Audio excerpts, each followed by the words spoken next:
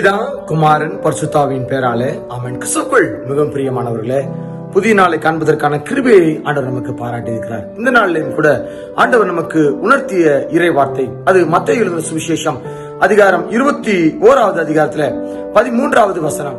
என்னுடைய வீடு ஜெப வீடு என்னப்படும் என்று எழுதியிருக்கிறது, நீங்களோ அதை கல்லர் குகை ஆக்கினீர்கள். பரிசுத்த வாரத்தினுடைய தலைப்பு தூயவராயிருங்கள்.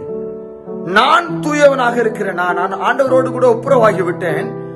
அப்ப நான் ஆண்டவரோடு ஒப்புரவாகின பிறகு பரிசுத்தவானாக, ஒரு நன்மையாளனாக, குற்றமில்லாதவனாக என்னால் வாழ முடியுமா என்று சொல்லி நாம் படுகிறோம்.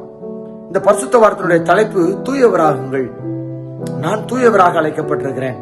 என்னுடைய ஆலயத்தில் என் பங்கு எவ்வாறாக இருக்கிறது? என் ஆலயம் என் பங்கு ஜெப வீடாக வைத்திருக்கிறேனா, இல்லை என்று சொன்னால் வியாபார ஸ்தலமாக, உலக பிரகாரமான காரியங்களுக்கு பயன்படக்கூடிய இடமாக வைத்திருக்கிறேனா? சிந்திக்க அழைக்கப்படுகிறோம். கிறிஸ்துவுக்குள் மிகவும் பிரியமானவர்களே, என்னுடைய ஆலயத்தை நான் எவ்வாறாக வைத்திருக்கிறேன்?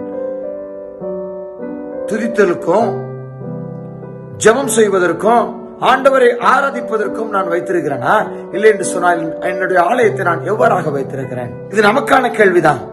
ஆண்டவர் நம்மை குறித்து பாரமா கேட்கக்கூடிய கேள்வி அதுதான்.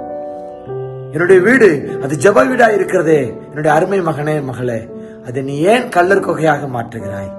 அதை ஏன் உலக பிரகாரமாக இருக்கக்கூடிய இடமாக மாற்றுகிறாய் என்று சொல்லி அவர் கோபப்படுகின்ற சூழ்நிலை நாம் பார்க்கிறோம்.